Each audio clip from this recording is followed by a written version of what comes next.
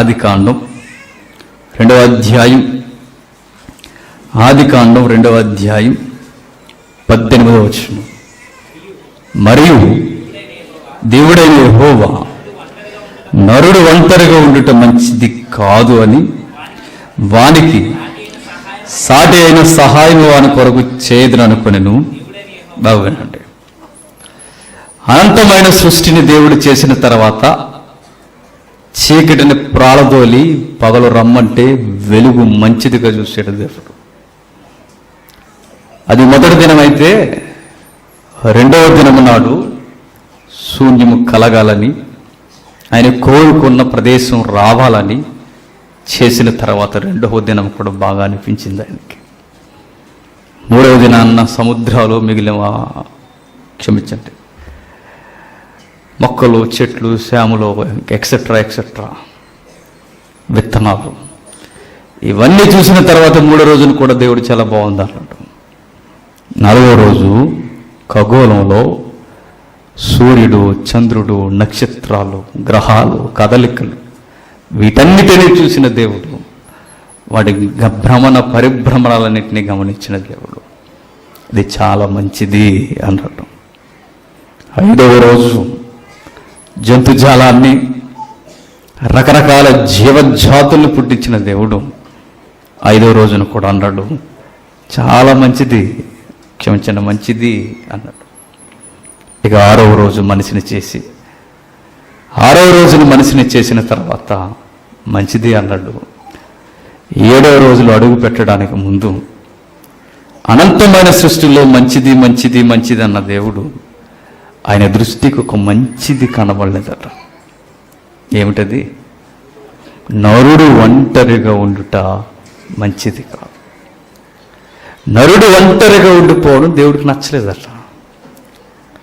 సృష్టి అంతా అందంగా కనబడితే సృష్టిలో ఉన్న లోపం ఏం కనబడిందట? నరుడు ఒంటరిగా ఉండడం ఆయనకి నచ్చలా. ఎప్పుడైతే దేవుడు సృష్టికే అందాన్ని తేవాలనుకున్నాడు, మన కవులు అన్నారు శిలలపై శిల్పాలు దక్కి ఏం తెచ్చారట? సృష్టికి అందం తెచ్చారట.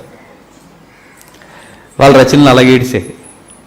కానీ బైబిల్లో మీరు చూడండి, శిలలు చెక్కడం వలన, కోయలు అర్పడం వలన, చల్లగాలి వేయడం వలన ప్రకృతికి అందం పెరగదు. కానీ ఫ్యామిలీస్ అనేవి యూనివర్స్కి అందాన్ని తీసుకొస్తాయట. కుటుంబం అనేది దేవుని దృష్టిలో విశ్వంలో చక్కటి ఒక ఆకర్షణీయమైన సహవాసం కనబడుతుందట. దేవుడు అనంతమైన సృష్టిని చూసిన తర్వాత ఆయన్ని మరింత ఆకర్షణగా చూడాలనుకున్నది ఏంటంటే కుటుంబాలు కుటుంబాలుగా ఈ భూగ్రహం మీద చూడాలనుకున్నాడట. ఎప్పుడైతే అనుకున్నాడో దేవుడు తీసుకున్న ఆయన మదిలో నిర్ణయాలు కార్యరూపం దాలుస్తున్నప్పుడు దేవుడు 18కి 21కి మధ్యన కొన్ని మాటలు ఉపయోగించాడు. ఆయన చూద్దాం ఒకసారి. దేవుడైన యెహోవా ప్రతి భూజంతువును, ప్రతి ఆకాశ పక్షిని నేల నుండి నిర్మించి ఆదాము వాటికి ఏ పేరు పెట్టను చూచుటకు అతని ఎద్దుకు వాటిని రప్పించను. జీవం గల ప్రతి దానికి ఆదాము ఏ పేరు పెట్టను ఆ పేరు దానికి కలిగను. అప్పుడు ఆదాము సమస్త పశువులకును, ఆకాశ పక్షులకును, సమస్త భూజంతువులకును పేర్లు పెట్టను. అయినను ఆదామునకు సాటి అయిన సహాయం అతనికి లేకపోయెను. 18వ వచనానికి 21వ వచనానికి మధ్య ఈ వచనాలు ఎందుకు రాయబడ్డాయో ఒకసారి మనం ఆలోచించాలి. దేవుడు సాటైన సహాయం చేయాలనుకున్నప్పుడు గాఢ నిద్ర కలగజేసి ఆదాము నిద్రపుచ్చిన తర్వాత ప్రక్కటెంకుని తీసి అవ్వను చేసేస్తే బాగానే ఉండు.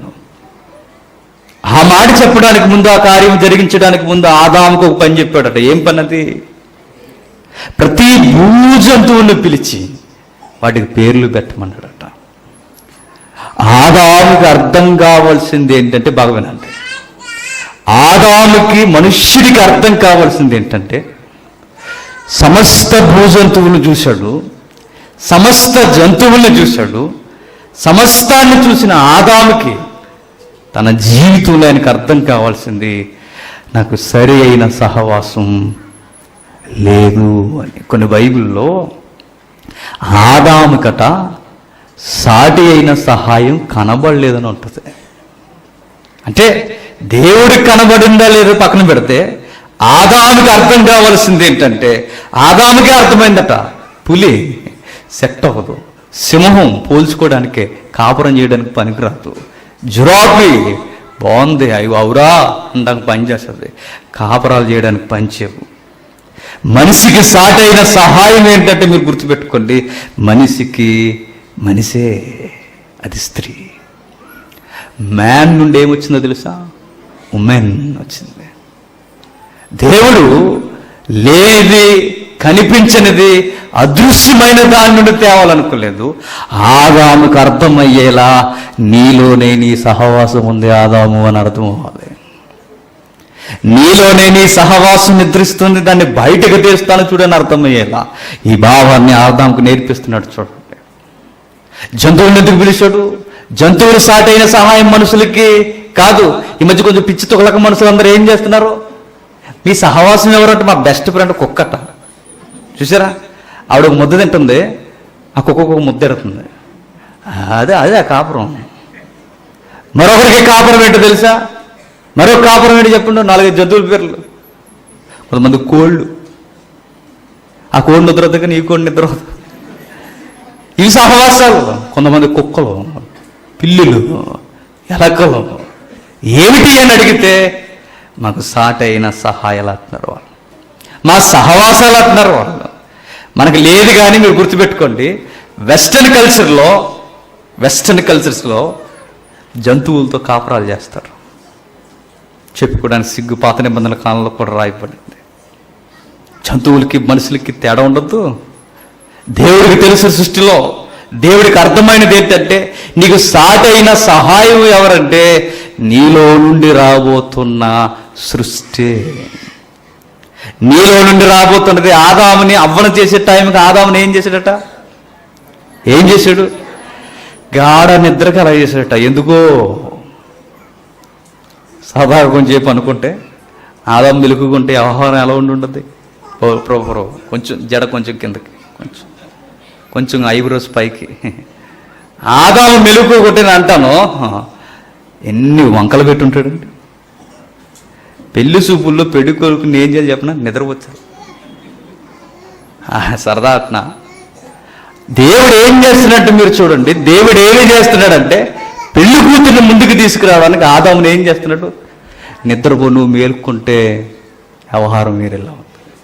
దేవుడు ఎట్టివాడంటే మన టేస్ట్కి తగ్గట్టుగానే ఆయన తీసుకొస్తాడు.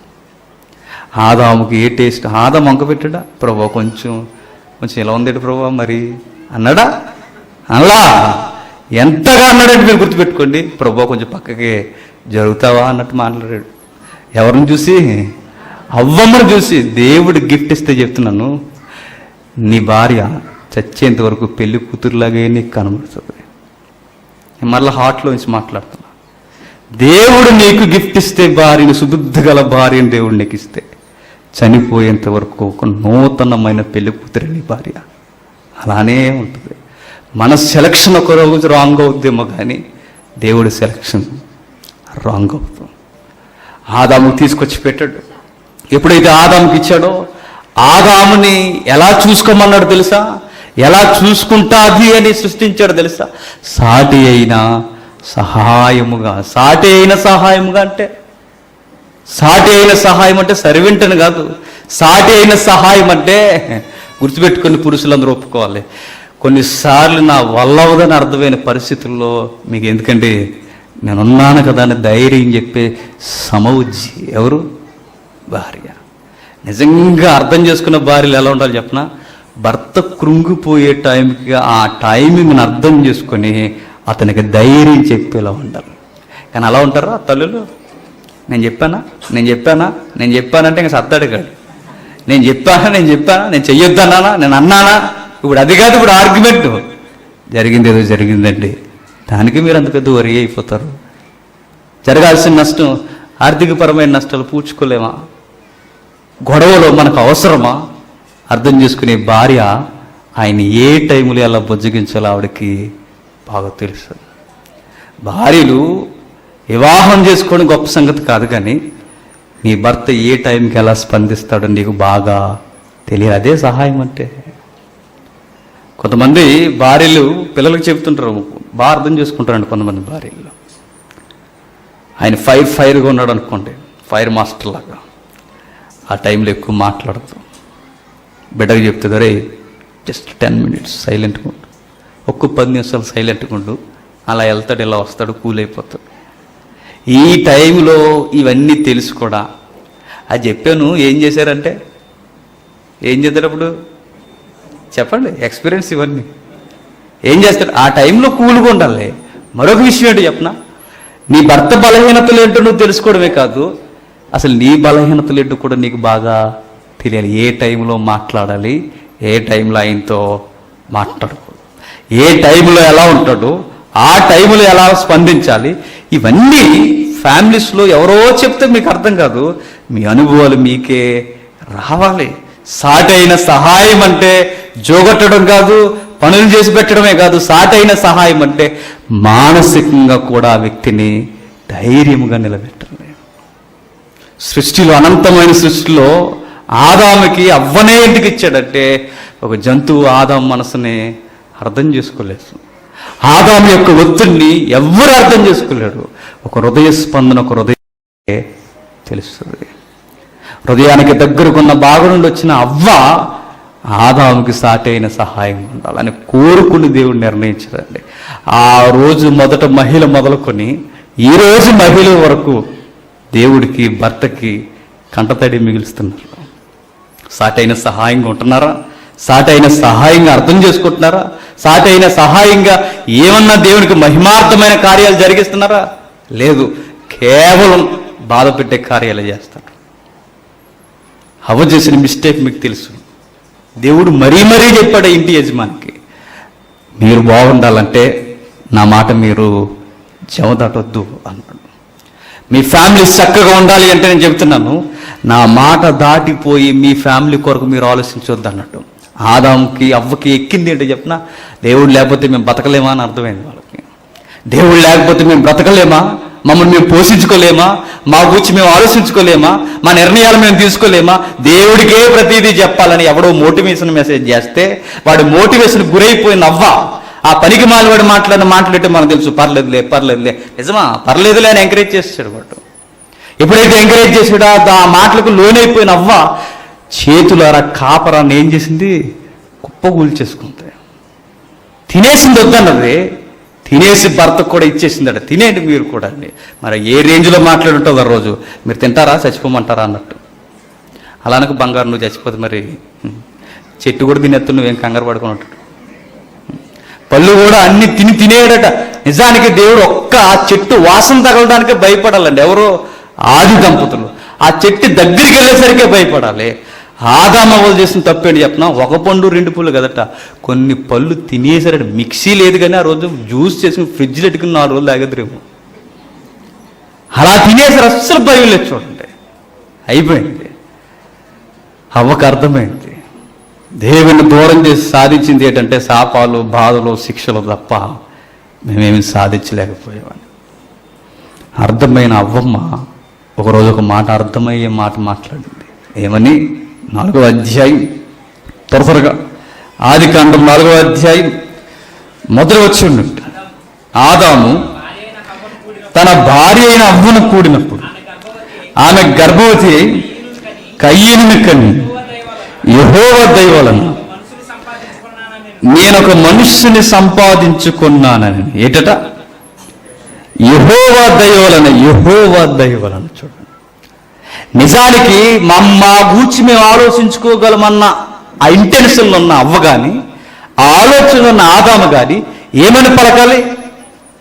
మాకు మనుషుడు వచ్చాడు, మా కుటుంబం విస్తరించిందని మాట్లాడుకోవాలి. మాకు 3వ వ్యక్తి సహకారిగా వచ్చాడని మాట్లాడుకోవాలి. కానీ అవ్వన్న మాట ఏంటో చెప్పనా, అవ్వ పలికిన మాట ఏంటో చెప్పనా, నేను అనుకుంటేనో, మా ఆయన అనుకుంటేనో, మేమేదో ప్లానింగ్ చేస్తేనో మాకు పిల్లలు పుట్టలేదు. మా కొడుకు పుట్టలేదు. నా కొడుకు పుట్టడానికి కారణం ఒకే ఒక్కటి, యెహోవా దయ వలన సంపాదించాను. అంటే దేవుడి దయ లేకపోతే మా జీవితాలు, మా శరీరాలు ఎంత ఆరోగ్యకరంగా ఉన్నా అసలు సంతానం అనేది ఉండదని అర్థమైందట. దేవుని దయ ఉండాలి, దేవుని దయ ఉండాలి, దేవుని కరుణ ఉండాలి, దేవుని అదృశ్య హస్తం మన కుటుంబంలో ఉండాలి. దేవుడు లేకపోతే మన కుటుంబాలు బాగుపడవు అని ఆదాము యొక్క భార్య అవ్వకు అర్థమైన తర్వాత ఆ రోజు నిర్ణయం తీసుకుంది. మరలా నోరిప్పితే దేవుని కూర్చిన ప్రస్తావనే తప్ప మారు మాట ఎక్కడ ఆదాముకి ఎంకరేజ్మెంట్ చేయలా, ప్రోత్సాహాన్ని ఎప్పుడు ఇవ్వలా. ఇప్పుడు అలాంటి ఎంకరేజ్మెంట్ మనకు కనిపించదు. మరి అవ్వలో ఏం కనిపించిందంటే పుట్టిన కొడుకులకి భయభక్తులు నేర్పడం కనిపించింది. ఏం నేర్పించింది? పుట్టిన కొడుకులకి భయభక్తులు నేర్పించిందట. వాడి పెద్దోడికి ఎలాగో ఎక్కలేదు, వాడికి చెప్పారు దేవుడికి అర్పణలు ఇవ్వాలరా అని. వాడు సొంత ప్రయత్నాలతో అర్పణ తెచ్చాడు. వాడికి ఎక్కడా కయ్యేనికి ప్రతిగా మరొకడు పుట్టాడట. ఎవరు? చూడండి ఒకసారి 4వ అధ్యాయం. ఏబేలుకు ప్రతిగా ఎవరు పుట్టారంటే సేతు పుడతాడు. చూడండి, ఆదాము మరలా తన భార్యను కూడినప్పుడు ఆమె కుమారుని కని కయ్యేనుకు చంపిన హేబేలుకు ప్రతిగా దేవుడు మరి యొక్క సంతానము నియమించినని అనుకుని అతనికి సేతు అని పేరు పెట్టాను. అప్పుడు యెహోవా నామమును ప్రార్థన చేయుట ఆరంభమాయెను. చూడండి, కొడుకులు పుట్టిన తర్వాత యెహోవా దయ అంటున్నారు. కొడుకులు పుట్టిన తర్వాత దేవునికి ఏం చేస్తున్నారు? ప్రార్థన చేస్తున్నారు. మొట్టికేలు పడేంత వరకు బతుకేంటో బాగా అర్థం ఉంది. అవ్వమ్మకి ఇలా అర్థమై ఉంటుంది. ఆ రోజు ఘనముగా దేవుని కౌగిట్లోనికి ఎగురుతూ వెళ్ళిపోయే నా భర్త, దేవుని స్వరం వినబడినట్టునే పరుగు పరుగును పరిగెట్టే నా భర్త ఈరోజు సిగ్గుతో ఆకులు చుట్టుకొని పొదల చాటుకు పోయి సిగ్గుపడిపోయి ఈరోజు ఇలా తలదించుకోవడానికి కారణం నేనే అన్న సంగతి ఎవరికి అర్థమైంది? అవకు అర్థమైంది. నా భర్త దేవుని దగ్గర తలదించుకోవడానికి కారణం ఎవరంటే నేనే అని అర్థమైంది. ఎప్పుడైతే అర్థం చేసుకుందో ఆ రోజు నిర్ణయం తీసుకుంది, మరలా ఇక సొంత ప్రయత్నాలు నా భర్త చేత ఎప్పుడు చేయించుకోవద్దు. ఇంకా మరలా ఆదాము అవ్వ వలను మిస్టేక్ చేసినట్లుగా మనకు పరిశుద్ధ గ్రంథంలో ఎక్కడ కనిపించదు. ప్రార్థనలు చేశారట, యెహోవా దయవల్లనే మనుషుని సంపాదించుకున్నామన్నారట. మరొక మాట వాళ్ళ నోట రాలేదట. స్త్రీ ఎందుకు పురుషుడికి ఇవ్వబడుతుందంటే, బాగా వినండి, పక్కన కూర్చుని సోదుకోవులు చెప్పడానికి కాదు. మరి స్త్రీ ఎందుకు పురుషుడికి ఇవ్వబడుతుందంటే దైవ చిత్తాన్ని నెరవేర్చడానికి సాటి అయిన సహాయముగా ఉండాలి. దైవ చిత్తాన్ని భర్త ఎంత బాగా అర్థం చేసుకున్నాడో భార్య కూడా అంత బాగా అర్థం చేసుకోవాలి. ఒకరోజు ఒక విచిత్రమైన కేస్ స్టడీ ఉంది బైబిల్లో. ఏమిటంటే, అరణ్యంలో ఒక అన్య దేవతకి యాజకుడికి ఉండేవాడు. ఆయన అన్య యాజకుడు. అరణ్యం పేరు మిద్యాను. ఎవరో మీకు అర్థమైపోతుంది, ఇత్రో. ఆయన కూతుర్లు ఉన్నారు. కూతుర్లుంటే అందులో కూతురి పేరు ఏం పేరు? సిప్పోరా. ఎవరు ఈ సిప్పోరా? మోసే గారి భార్య. ఏం జరిగిందో మనకు తెలుసు. ఫైట్ చెడగడం, స్త్రీలను కాపాడడం, ఆ రోజే ఒక మంచి ఫైటర్ అని అర్థం చేసుకోవడం, ఈయన ఒకప్పుడు ఎంపరర్ అని తెలిసిపోవడం, ఆ తర్వాత ఇవన్నీ జరిగిన తర్వాత వారింట్లోకి చేరుకోవడం, సిప్పోరాతో వివాహం జరగడం. ఎవరికి? మోసేకి. ఎప్పుడైతే వివాహం జరిగిందో మీరు గమనించండి, ఆ పాప సిప్పోరా, ఆ అమ్మాయి ఎవరైతే ఉందో చిన్నప్పటి నుండి యెహోవాని ఎరిగిన అమ్మాయా? కాదు. వాళ్ళ నాన్న ఎవరో తెలుసా? ఒక విగ్రహ సంబంధమైన వాతావరణానికి యాజకుడు.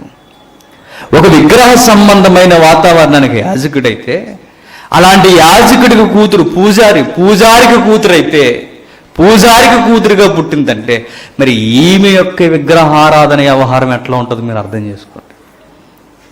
అలాంటి వ్యవహారంలో బతికిన ఈవిడ, అలాంటి వ్యవహార శైలిలో ఉన్న ఈవిడ మోసే గారిని పెళ్లి చేసుకుందట. గమ్మత్తు ఏంటంటే మోసే గారిని పెళ్లి చేసుకున్న తర్వాత మోసేని అర్థం చేసుకోవడమే కాదట, మోసే యొక్క దేవుణ్ణి కూడా అర్థం చేసుకుందట. ఎట్లా చూద్దాం ఒకసారి. నిర్గమాకాండం 4వ అధ్యాయం, నిర్గమాకాండం 4వ అధ్యాయం, త్వరగా నిర్గమాకాండం 4వ అధ్యాయం 24వ వచనం ఉంటే, మోసే పో మార్గమున సత్రములో యెహోవా అతనికి ఎదురుపడి అతన్ని చంప చూడగా సిప్పోరా వాడిగల రాయి తీసుకుని తన కుమారునికి సున్నతి చేసి అది అతని పాదముల యొద్ద పడవేసి, నిజముగా నీవు నాకు రక్త సంబంధమైన పెనివిటివైతివనెను.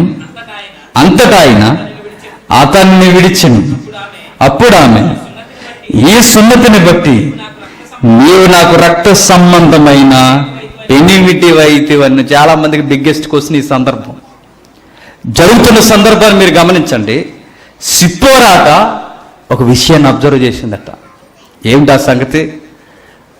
నా భర్త యొక్క దేవుడు నిబంధన కలిగిన దేవుడు. ఎలాంటి నిబంధనలు చేసుకున్నాడు నా భర్త? దేవుడితో ఎలాంటి నిబంధనలు కలిగి ఉండాలి నా భర్త? ఎప్పుడో పితరుడైన అబ్రహాముతో నిబంధన జరిగింది. ఏమని? మీలో ప్రతి మగ సంతానానికి ఏం జరగాలి? సున్నతి జరగాలి. పురుషుని యొక్క గోప్యాంగ చర్మం కట్ చేయాలి. ఇది ప్రతి ఒక్కరికి తరతరముల వరకు జరగాలి. కానీ విషయం ఏంటో చెప్పనా? దేవుని పనిలో ఉన్న నాకేంట్లే అనుకున్నాడో, లేదా దేవుని పనిలో బిజీ అయిపోయాడు. ఎవరు? ఇది ప్రమాదమే. పని ఎక్కువైపోయి కొన్నిసార్లు కొన్ని విషయాలు మర్చిపోతాం మనం. దేవుని పనులు బిజీగా తిరిగేస్తున్నాడు. బిజీగా తిరిగేస్తున్న ఆయన ఒక విషయాన్ని నిర్లక్ష్యం చేశాడు. ఏమిటది? కొడుకుకి సున్నతి ఇచ్చాడు. కొడుకుకి సున్నతి చేయలేదన్న సంగతి ఎప్పుడో మనసులో పెట్టేసుకుంది. ఎవరు? సిప్పోరా. ఏమని మనసులో పెట్టుకుందంటే, మోసేని అర్థం చేసుకోవడమే కాదు, మోసే నమ్ముకున్న దేవుని కూడా అర్థం చేసుకుని, ఏ రోజుకైనా నా భర్తకి ఈ కార్యం వలన ప్రమాదం ఉందని, ఎప్పటికైనా పొంచుందని అర్థం చేసుకున్న ఆమె అడుగు అడుగునా భర్తను కనిపెట్టుకుంటూ తిరుగుతుందట. ఏ రోజు ఏ వచ్చి మీద పడిపోద్దో, ఏ ప్రమాదం వచ్చి మీద పడిపోద్దని ఒక అన్యుల దేశంలో పుట్టి, ఒక అన్యుల ఆచారంలో పుట్టి, ఒక పూజారి కూతురైనా ఆమె యెహోవాని ఎంత బాగా అర్థం చేసుకుంటుంది చూడండి. ఆయన చిత్తాన్ని తెలుసుకోవడమే కాదు, ఆయన చిత్తాన్ని నెరవేర్చిన నా భర్తకి ఏ రోజన్నా ప్రమాదం ఉందని అర్థం చేసుకున్న సిప్పోరా ఏం చేసిందంటే, నా భర్త యొక్క ప్రాణాలు కాపాడుకోవాలంటే నా భర్త యెహోవా నిబంధన స్థిరపరచాలి. భర్త ప్రాణాలు ఎప్పుడు గుర్తుపెట్టుకుని లైసెన్స్ బిల్లలో ఉండవు. ఉదయం లేచిన వెంటనే ఏం చేస్తారు? ఓల్డ్ సినిమా కల్చర్ అది. ఏం చేసేవారు? ఆయన చూడరు, మరి ముందు ఇవి చూస్తారట. ఇవి చూసి ఇల్లుకి వెళ్ళక ఒక మౌత్ కిస్ ఇచ్చి ఆ తర్వాత అక్కడికి వెళ్ళి ఇంకా నేను ముక్కు దగ్గర ఏళ్ళు కూడా ఎడతారే బతుకున్నాడు లేడు అనేసి గట్టిగా ఉందని. ఇవి కాపాడడం గుర్తుపెట్టుకోండి. మీ భర్తల్ని కాపాడేది మీ మళ్ళలో ఉన్న లైసెన్స్లో కాదు. మీ భర్త ప్రాణాలు నిండు ఆయుస్తో ఉండాలంటే మీకు సీక్రెట్ ఏంటో చెప్పనా? మీ భర్త దేవుని చిత్తాన్ని నెరవేరుస్తున్నాడా లేదా ఎప్పటికప్పుడు మీరు కనిపెట్టుకుంటూ ఉండాలి. సడన్గా చచ్చిపోయేటంటే మరి చచ్చిపోతాడు. మరి సడన్గా పోయేటంటే ఎన్నో ప్లాన్ చేసుకున్నాడంటే మరి పోతాడు. మరి ఇలా జరుగుద్దని అనుకోలేదంటే జరుగుద్ది. మరి సిప్పోరు అంచనా వేసిందట, నా భర్తకు ప్రమాదం ఉంది, తండ్రి యొక్క చిత్తాన్ని నెరవేర్చట్లేదు, ఎప్పటికైనా ప్రమాదం ఉంది. ఆయన నెరవేర్చినది నేను నెరవేర్చడానికి రెడీగా ఉన్నాను. ఆయనతో కూడా నిబంధన నేను ఎలుగెత్తి చెప్పేదానిలా ఉండాలని ఎప్పటికప్పుడే కనిపెట్టుకుంటూ తిరుగుతూ వెంటనే ఆ సీన్లో నా భర్తను దేవదూత చంపడానికి ఈ కార్యం వల్లనే కనిపెట్టు ఉంటుందని ఈవిడికి ఎలా తెలిసింది చెప్పండి? ఈవిడికి ఎలా అర్థమైందో చెప్పండి? ఈవిడ ఎలా అర్థం చేసుకుందో చెప్పండి? అంటే ఈ విషయం బట్టి నా భర్తకు ప్రమాదం ఉందని ముందే పసిగట్టేసింది అనమాట.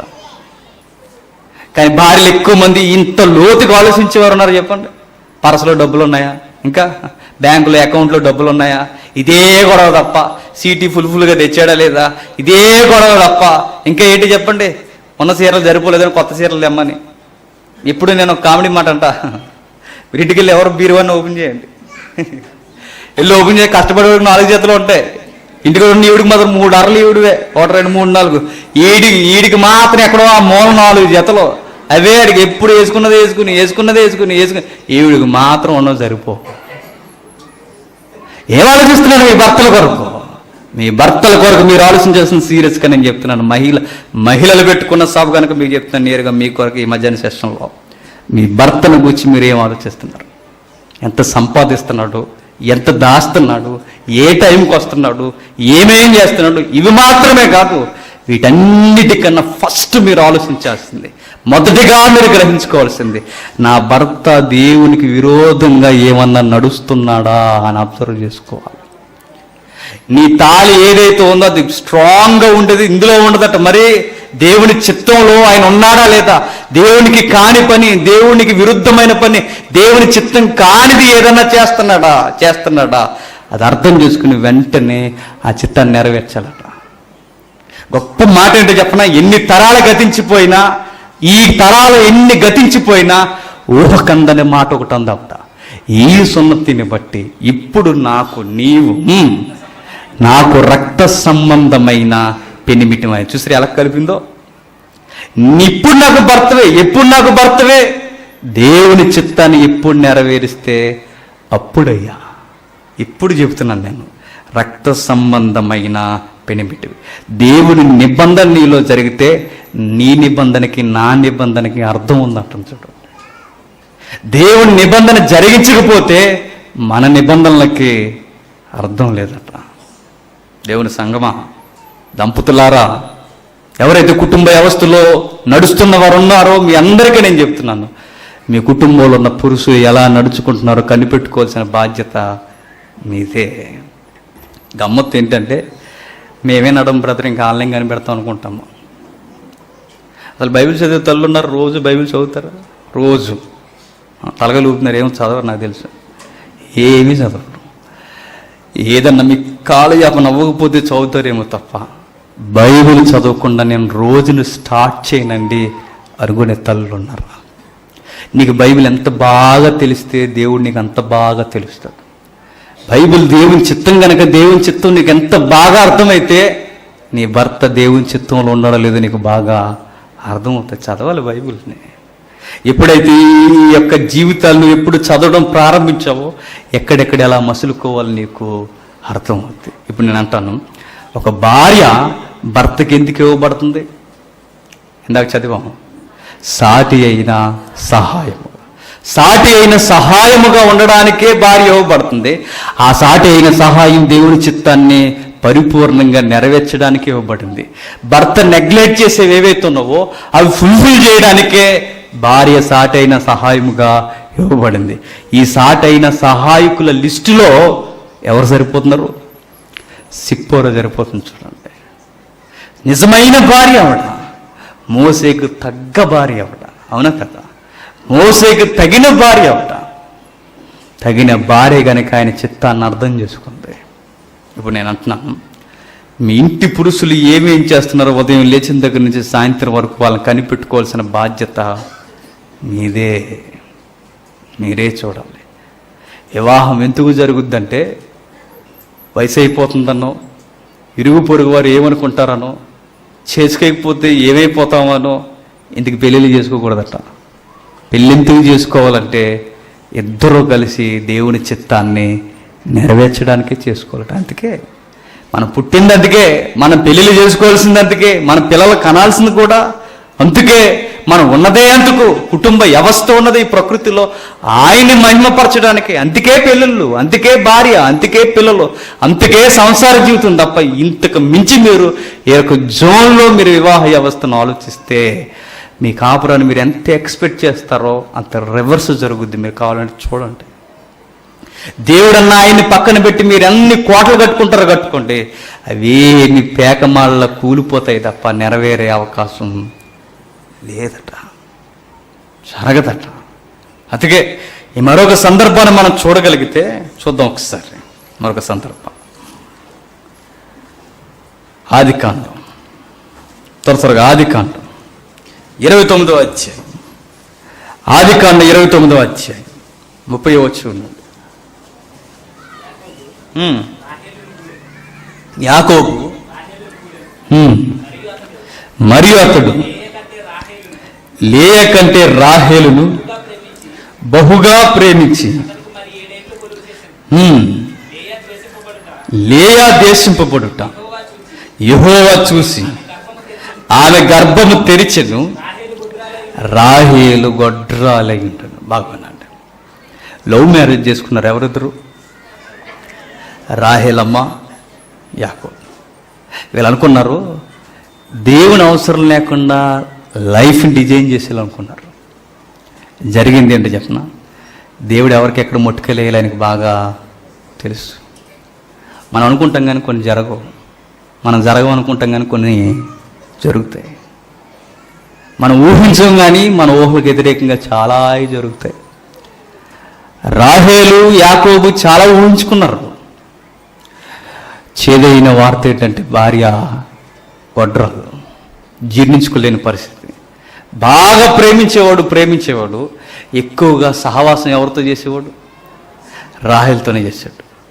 కానీ పిల్లలు ఎవరికి పుట్టారట? ఎందుకట? కారణం ఒకటేనట. కారణం ఏంటి చెప్పనా?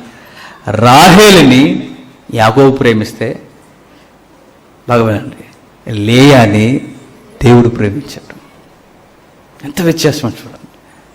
సంసార జీవితంలో తల్లులు అర్థం చేసుకోవాల్సింది ఏంటంటే, మీకు అన్యాయం జరిగిపోతుందని ఏం బాధపడకండి. మీ సంసార జీవితంలో మీ భర్త మిమ్మల్ని నిష్ఠూరబెట్టేసి, మీ అత్తమామలు మిమ్మల్ని పట్టించుకోకపోతే మీరు ఏమి చేయకండి, సైలెంట్గా ఉండి దేవుడి మీద అనుకోండి. మిమ్మల్ని మనుషులు ప్రేమించకపోవచ్చు, కానీ ఖచ్చితంగా దేవుడు ప్రేమిస్తారు. మీరు ఆయన మీద ఆనుకుంటే మీ చెయ్యి ఎవరు పట్టుకోకపోవచ్చు, మీ చెయ్యిని ఎవరు పట్టుకుంటారు చెప్పనా? అదృశ్య దేవుడు ఖచ్చితంగా పట్టుకుంటాడు. ఆ రోజు లేయా చేయ దేవుడు పట్టుకున్నాడు. రాహేలు ఎన్నో ప్లాన్ చేసింది, రాహేలు గొడ్రాలు అయిపోయింది. ఒక కొడుకు, ఇద్దరు కొడుకు, ముగ్గురు కొడుకు, నలుగురు కొడుకులు పుడుతున్నారు. రాహేలమ్మకు మాత్రం ఏం పుట్టలేదట? పిల్లలు పుట్టలేదట. ఎందుకో చెప్పనా? వాళ్ళ భయభక్తులు లేని దంపతులు. సాటైన సహాయంగా ఒకరికొకరు ఉండాలనుకున్నాడు తప్ప ఇలా సోదు కబుర్లు చెప్పుకున్న సోదు కబుర్లకి ప్రేమను తగిలించుకున్న మెల్లేసి తిరిగితే ఏమైంది? వీళ్ళకి ఎక్కడ దిగజారిపోవాలి అక్కడ దిగజారిపోయారు, ఎక్కడ దెబ్బతినాలో అక్కడ దెబ్బతినేస్తారు. అయిపోయింది ఇక జీవితం. ఒక్కొక్కటిగా అర్థం చేసుకుంటున్నారే. ఎవరు? లేయమ్మ మొదటి కొడుకు కన్నదట. ఏమని? 33వ వచనం, 32వ వచనం. లేయా గర్భవతి కుమారుని కని యెహోవా నా శ్రమను చూసి ఉన్నాడు గనక నా పెనిమిటి నన్ను ప్రేమించిన కదా అనుకొని అతనికి రూబేను అని పేరు పెట్టింది. ఏటట? రూబేను అని పేరు పెట్టింది. రూబేను అంటే నా భర్త చూస్తాడు అనుకున్నాను, కానీ నా భర్త నన్ను చూడలేదు. నన్ను చూసింది ఎవరు? దేవుడు చూశాడు.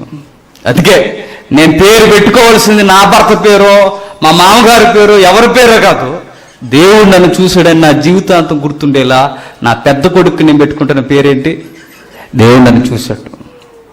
చూశాను అని పేరెట్టుకుంది. రూబేన్ అంటే చూశాను, చూస్తున్నాడు అన్న అర్థం. ఆ పేరు పెట్టుకుంది. మరలా కొడుకు పుట్టాడట. ఎవరు? సిమియోను. కుమారుని కని నేను దేశింపబడుతున్న సంగతి యెహోవా విన్నాడు గనక ఇతను కూడా నాకు దయచేసి అనుకుని అతనికి సిమియోను అని పేరు పెట్టిన. సిమియోను అంటే దేవుడు వింటున్నాడు నా మరా, నా బాధ ఏంటో వింటున్నాడు, నా శ్రమ ఏంటో వింటున్నాడు, నాకు అన్యాయం జరిగింది, నా భర్త నన్ను పట్టించుకోవట్లేదని ఎప్పుడైతే అర్థం చేసుకుందో ఆ తల్లికి మరో కొడుకు పుడితే ఆ కొడుకు పెట్టుకున్న పేరేంటి? నా శ్రమ, నా బాధ నా భర్త లేదు, కానీ నా బాధను ఎవరు విన్నారు? నా దేవుడు విన్నాడు కనుక నా రెండవ కొడుకు పేరు సిమియోను. మరో కొడుకు పుట్టాడట. ఆయన మరలా గర్భవతి కుమారుని కని తుదకీసారి నా పెనిమిటి నాతో అత్తుకొని ఉండినని అతనికి 3 కుమారులు కంటుననుకొని అందుచేత అతనికి లేవి అనే పేరు పెట్టింది. లేవి అంటే హత్తుకొని ఉండుట అని.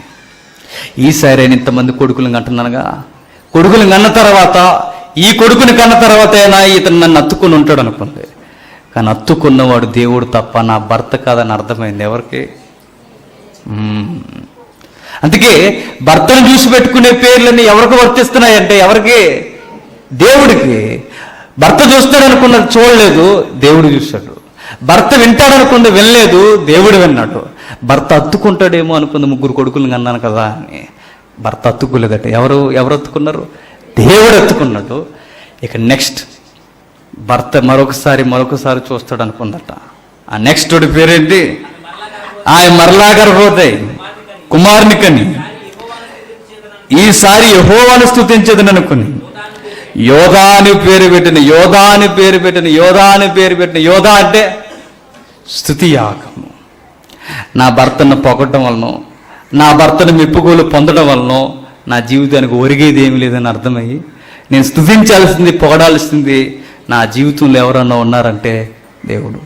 ఆ దేవుని స్తుతించాలని పూర్తిగా దేవునికి స్తుతి యాగం జరిగించడం మొదలెట్టిందట. యోధ అంటే స్తుతి అని అర్థం. ఇవన్నీ పట్టించుకొని లేయాలో జరుగుతున్నాయి. పట్టించుకున్న రాహేల్లో ఒంటరితనం వెంటాడేస్తుంది. ఆ టైంలో భక్తి అర్థం లేదు, కానీ రాహేల్కి ఏమర్థమైంది చెప్పనా? 30వ అధ్యాయం 2వ మాట, మొదటి మాట. రాహేలు తన యాకోబుకు పిల్లల కనబోడు చూసి తన అక్క యందు అసూయపడి యాకోబుతో, నాకు గర్భఫలమిమ్ము, లేని ఎడలు నేను చచ్చేదన్న. నేను ఏమంటుంది? ఏమని మాట్లాడుతుంది? అక్క యందు ఏమైందట? అసూయ పడిందండి. నువ్వు పడాల్సింది అసూయ కాదు, నీ మీద నువ్వే సిరాకు పడాలి. ఎందుకు? నీలో భయభక్తులు లేవు గనక, నీలో దేవుని యొక్క తృష్ణ లేదు కనుక నీ జీవితం దిగజారిపోయింది. ఎవరు చూసి అసహించుకోవాలి? నన్ను నేనే చూసి అసహించుకోవాలని ఎవరికి అర్థం అవ్వాలి? రాహేలుకి అర్థం అవ్వాలి. కానీ అక్కను చూసి అసూయపడుతుందట. ఎందుకు? మానవులుగా మనకు వచ్చే గొడవ ఏంటంటే మనం బాగుపడకుండా పక్కోడు బాగుపడతాను చూసి ఏడుస్తాం. మనం లేయం చేసేది కూడా అదే. మనం నాశనం అయిపోతే పక్కోడు కూడా ఏమైపోవాలి? నాశనం అయిపోవాలి. మనకు శుభం జరగకపోతే వాళ్ళకు కూడా ఏం జరగకూడదు? శుభం జరగకూడదు. అలాంటి అసూయ వచ్చేసిందట ఎవరికి? రాహేలమ్మకి. ఎప్పుడైతే అసూయ వచ్చిందో, అసూయపడి అసూయలో ఆవేశం అంటున్న మాట అండి చెప్పనా? Hello mister Jacob or James, నేను ఒక మాట అడుగుతా, నాకు పిల్లల్ని ఇస్తావా? చచ్చిపోమంటావా అని అడుగుతుంది. లవ్ మ్యారేజ్లో లాంగ్వేజ్ ఎలా ఉంటుంది చెప్పనా? చచ్చిపోమంటావా? చచ్చిపోంటాను అన్న అంతే. చచ్చిపోమంటావా? చచ్చిపోయి నువ్వు ఏం ఉద్ధరిద్దామని చచ్చిపోతావు? చావు పోయి నరకంలో చేస్తావని చెప్పుంటే. చచ్చిపోమంటావా అంటే లేయం ఎలా బెదిరిస్తుందో చూడు, చచ్చిపోమంటావా అని. అప్పుడు అన్నాడు యాకోబు మాట్లాడుతూ ఏమన్నాడు చెప్పనా? యాకోబు కోపం రాహేలు మీద రగులుకొనగా, నేను నీకు గర్భఫలం ఇవ్వకపోయినా దేవునికి ప్రతిగా ఉన్నానా అన్నాడు. ఫైర్ అయిపోయి భార్య మీద కోపగించేసుకుని భార్యతో సీరియస్గా ఆర్గ్యుమెంట్ చేయడానికి మధ్యలోకి ఎవరిని లాక్కొచ్చేస్తున్నట. బాగా దొరికాడు అనమాట దేవుడు. చూశారు, వెనకాల తిరుగుతున్నప్పుడు దేవుడు చిత్తమో కాదో అర్థం కాలేదు, కానీ గొడవ వచ్చేసరికి గొడవ మధ్యలోకి ఎవరిని తీసుకొస్తున్నాడు? దేవుడిని తీసుకొచ్చి అంటున్నాడు, బుర్ర పని చేస్తుందా పిచ్చిదానా అని అడిగాడట. నీకు పిల్లలు ఇమ్మని ఇవ్వకపోతే నా మీద అజమాయిషీ చేస్తున్నావు. పిల్లల్ని ఇచ్చేది ఎవరు? దేవుడు. పిల్లల్ని పుట్టించేది ఎవరు? దేవుడు. పిల్లల్ని పుట్టించేది దేవుడు కనుక దేవుడు పిల్లల్ని ఇస్తాడు కనుక నన్నిమ్మని అడిగితే నీకేడు పిచ్చా అని అడిగాడట. అర్థం కావాల్సింది ఏంటంటే, లేయాకి సుమారు 4-5 పుట్టినప్పుడు వాడని భాష రాహేలమ్మ దగ్గరికి వచ్చేసరికి వాడుతున్నాడు ఎవరు? యాకోబు. ఎంత లాజిక్ చూడండి. లేయాకి మొదటి కొడుకు పుట్టాడు, ఎవరిచ్చారు? దేవుడు ఇచ్చాడు. రెండో వాడిని దేవుడు ఇచ్చాడు. 3 దేవుడే, 4 దేవుడే. ఇంతమంది బిడ్డలు ఇచ్చింది దేవుడు అన్న విషయం యాకోబుకు తెలుసా తెలీదా అంటే తెలుసు. తెలిసినా పట్టించుకోవట్లేదు ఎవరినే? లేయని. తెలుసని దేవుడే పిల్లల్ని ఇస్తాడని యాకోబుకు తెలిసాడు. తెలుసు. ఎలా తెలుసని మనం చెప్పగలం అంటే, రాహేలుకి యాకోబుకు గొడవ వస్తుంటే పిల్లల్ని ఎవరిస్తాడని చెప్తున్నాడు? దేవుడిస్తాడని చెప్తున్నాడు. దేవుడి పిల్లల్ని ఇస్తాడు. దేవుడి పిల్లల్ని ఇస్తాడు. ఆయన కరుణ లేనిదే మన జీవితంలో ఏం జరుగుతుంది? నీకేం పిచ్చా అని అడిగాడు ఆ రోజు. అక్కడ మాత్రం గొడవ వచ్చేసరికి దేవుడి జ్ఞాపకం వచ్చేసాడు. లేయ విషయంలో మాత్రం ఎవరు జ్ఞాపకం రాలేదు? దేవుడి జ్ఞాపకం రాలేదు. ఇంకా సీరియస్గా ఇద్దరి మధ్య గొడవలు జరుగుతుంటాయి. ఒకరోజు ఆలోచించిందంట ఎవరు? రాహేలమ్మ ఏం ఆలోచించిందంటే, అసలు నాకు పిల్లలు ఎందుకు పుట్టట్లేదు, మెడిసిన్ సరిగా వాడలేదు అనుకుందట. ఎవరు మనలాంటి తింగర బ్యాచ్లు ఉంటారు కదా, అలాంటిదన్నమాట. ఎవరో చెప్పారో మరి, నీకు పిల్లలు పుట్టాలంటే ప్రకృతి వైద్యాన్ని సంప్రదించన్నారట. ఎవరిని? రాహేలమ్మ. ఆవిడకి ఎవరు చెప్పారు, చెవులు ఎవరు ఊదారు. ఎప్పుడైతే ఊదేశారో వెంటనే అబ్జర్వ్ చేసింది ఏంటంటే, రూబేను పెద్ద కొడుకు పుత్రద్రాక్ష వృక్ష ఫలం తేడానికి వెళ్ళాడు. పొలంలోకి వెళ్ళినప్పుడు ఎవరికి? లేయాకి తెచ్చి ఆయన ఉద్దేశం ఏమై ఉండాలంటే, మా అమ్మకి ఇంకా ఎక్కువ మంది పిల్లలు పుట్టాలి, నాకు ఇంకా ఎక్కువ మంది సహోదరులు రావాలి, మా అమ్మ మమ్మల్ని చూసి చాలా ఆనందంగా ఉండాలి అని తన తల్లి యొక్క భవిష్యత్తుని బాగా ఇచ్చిన ఈ అబ్బాయి ఇంకా కొడుకులు పుట్టాలని ఏం తెచ్చాడట? పుత్రద్రాక్ష వృక్ష ఫలం. అంటే అప్పట్లో ఆ నాగరికత ఉండేది, అవి తింటే పుడతారని. అది రూబేనికి తెలియదు, రాహేలుకి తెలియదు. అప్పుడున్న మనుషులకి ఏమి తెలియదంటే, అంత అవగాహన ఏమి లేదంటే, ఏవో తింటే పిల్లలు పుడతారు అనుకుంటున్నారు. ఆ వైద్యాన్ని సంప్రదించారు. ఇది చూసిందట ఎవరు? ఈ విషయాన్ని చూసి రాహేలమ్మ వచ్చి, అక్క నీకు మాట చెప్పాలందట. ఏంటి చెల్లమ్మ, ఎంత ప్రేమ వచ్చింది నీకు అనుకుని ఉంటుంది. ఆ రోజు అవసరం ఉంటే కానీ తెగ గురిపించేస్తారు, అవసరం లేకపోతే అసలు మన మొహం చూస్తారా? వచ్చి, అక్క నీకు మాట చెప్తాను. ఎలా చెప్పాలి నాకు అర్థమవట్లేదు అని ఉంటుంది. ఇది ఈరోజు బావగారు మీ ఇంటికి డిన్నర్కి వస్తారు, నువ్వేం చేస్తావంటే, బావగారు మీ ఇంటికి డిన్నర్కి వస్తారు, నువ్వు పని చేయి, నాకు ఈరోజు నైట్, రేపు నీకు నచ్చిన రోజులు బావగారు మీ ఇంటికంటే నైట్ డిన్నర్ అంతా. ఇప్పుడు నువ్వు చేయాల్సింది ఏంటంటే, మీ అబ్బాయి రూబెన్ పుత్రద్రాక్ష వృక్ష ఫలం తెచ్చాడుగా, అవి నాకు ఇచ్చేవా? ఎదుగో. ఎందుకవి? దేనికంటే అవి తినేసి పిల్లలుగా నేద్దాం అనుకుంటుందట. ఎవరు? ఎంత తెంగరతో చూసారు. భక్తి లేకపోతే వేసి యాసలన్నీ ఎలా ఉంటాయి? ఇలాగే ఉంటాయి. ఆడు 4 మింగమంటూ ఇంకా 5 మింగుతారు, వాడు ఏదో 4 బరిగెట్టమంటూ ఇంకా 5 బరిగెడతారు. ఏమవదు, గుర్తుపెట్టుకోండి. దేవుడు సెలవు లేకపోతే నువ్వు ఎన్ని తిన్నా ఎన్ని మింగినా ఏమవుదు?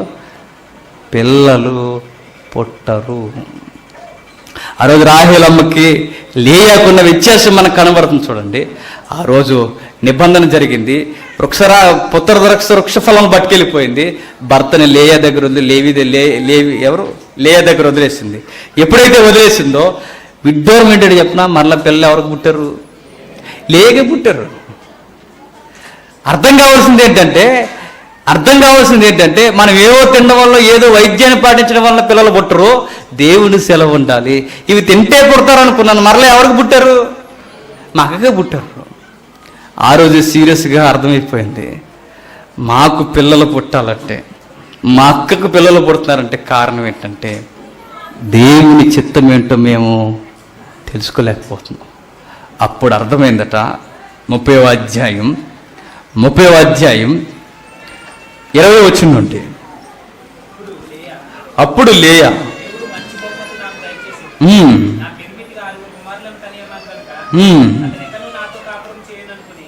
అతడు ఇంకనూ నాతో కాపురం చేయననుకుని. 22వ వచనం, దేవుడు రాహేలుని జ్ఞాపకం చేసుకుని ఆమె మనవి విని ఆమె గర్భము తెరిచని. ఏం చెప్తుందా వచనం? రాహేలుని దేవుడు జ్ఞాపకం చేసుకుని ఆమె మనవి విని. ఆమె మనవి అంటే, మనవంటే ఏంటి? ప్రార్థన విని. అంటే మా అక్కగా పిల్లలు పుట్టడానికి కారణం ఏంటంటే, ఆమె ప్రార్థన విజ్ఞాపన కలిగిన స్త్రీ. మా అక్కగా పిల్లలు పుట్టడానికి కారణం ఏంటంటే, యెహోవా మీద అనుకునే స్త్రీ. నాకు పిల్లలు పుట్టకపోవడానికి కారణం ఏంటంటే, నేను దేవుని యందు భయభక్తులు లేని స్త్రీని. ఎప్పుడైతే ఆ విషయాన్ని గ్రహించిందో, ఆమె తీసుకున్న మొదటి నిర్ణయం, వెంటనే తీసుకున్న నిర్ణయం ఏంటో చెప్పినా, దేవునికి ఏం చేసిందట? ప్రార్థన విజ్ఞాపన చేస్తా. అప్పుడు దేవుడు ఏం చేశాడు? బిడ్డనిచ్చాడట. బిడ్డలు ఎందుకు పుడతారంటే, దేవుని చిత్తాన్ని మరింత ముందుకి నడిపించడానికే. భార్య భర్తలు ఎందుకు ఉన్నారంటే, ఒకరికొకరు సహాయకులుగా ఉండడానికే. మీ ఇద్దరికి సాటి అయిన సహాయకులుగా ఉండాలని దేవుడు ఒక నిబంధన పెట్టి దేవుడు స్థిరపరిస్తే, మీ ఇద్దరు ఎవరి చిత్తాన్ని నెరవేర్చాలి? దేవుని చిత్తం మాత్రమే నెరవేరాలి. ఇది కాదని మధ్యలోకి ఏమొచ్చినా జరిగేది ఏంటో చెప్పిన, మీ జీవితం, మీ కాపురం పూర్తిగా విరుద్ధముగా నలిగిపోతుంది. అందుకే దేవుని చిత్తం వెరగనే ఒక స్త్రీని దేవుడు ఏమని తిట్టాడో ఒక మాట చూద్దాం చివరిగా. సాయంత్రం ఆలోచిద్దాం ఎక్కువ సంగతులు. 1 తిమోతి పత్రిక మొదటి తిమోతి పత్రిక 5వ అధ్యాయం, మొదటి తిమోతి పత్రిక 5వ అధ్యాయం 6వ వచనం. సుఖభోగముల యందు ప్రవర్తించినది బ్రతుకుచుండియు చచ్చినదయ్యుండెను. సుఖభోగములు, సుఖభోగాలకి బాగా అలవాటు పడిన స్త్రీ ఎవరట? చచ్చిన శవంతో సమానం అట. అంటే దేవుడు అంటే ఏంటో తెలీదు, ఆయన చిత్తం అంటే ఏంటో తెలీదు, సంసారం అంటే ఏంటో తెలీదు, ఇవేమీ అర్థం చేసుకోకుండా కేవలం తిన్నాం, తిరుగుతున్నాం, బట్టలు వేసుకుంటున్నాం, ఉతుక్కుంటున్నాం, ఇదే రొటీన్ లైఫ్లో ఇలానే గడిపేస్తే, ఈ సుఖాలకి అలవాటు పడిపోతే బతుకున్న శవంతో లెక్కట. ఎవరు? ప్రభు చిత్తమెరగని స్త్రీ. స్త్రీలకు అందరికీ బైబిల్ ద్వారా దేవుడు చెప్తున్నది ఏంటంటే, మీరు పుట్టింది ఎందుకంటే మంచి గృహ పరిపాలన జరిగించడానికి, భర్తకి సాటి అయిన సహాయముగా ఉండడానికి. మీ భర్త దేవుని చిత్తాన్ని నెరవేరుస్తున్నాడో లేదో ముందే మీరు పసిగడితే నిండు ఆయుష్తో మీ భర్తని ఎప్పటికప్పుడు మీరు చూసుకోగలరు. మీ భర్త గౌరవం పెరగాలన్నా, దేవుని ముందు తల దించుకోవాలన్నా ఎవరి చేతుల్లో ఉంటుంది? మీ చేతుల్లో ఉంటుంది. ఒకవేళ మీకు అన్యాయం జరుగుతుందా, ఏం బాధపడకండి, మీరు మౌనంగా ఉండండి. రహస్యమందు చూస్తున్న దేవుడు మీ అన్యాయాన్ని ఖచ్చితంగా ఆయన లెక్కల్లోకి తీసుకుంటాడు. మీ అత్తని హింసిస్తుందా, నీ భర్తని హింసిస్తున్నాడా, నీ తోబుట్లు నిన్ను పట్టించుకోవట్లేదా, దేవుడు ఖచ్చితంగా కలగజేసుకుంటాడు. ఒంటరి అయిపోయిన స్త్రీల జీవితాల జోలికి ఆయన వస్తాడు ఖచ్చితంగా. భర్త అనే మోసంలో మగ్గిపోయిన వారి జీవితాలు ఆయన కలగజేసుకుంటాడు ఖచ్చితంగా. అట్టి నమ్మకంతో మీరు కొనసాగండి. ప్రభు చిత్తాన్ని మాత్రమే నెరవేర్చండి. God bless you. సాయంత్రం ఎక్కువ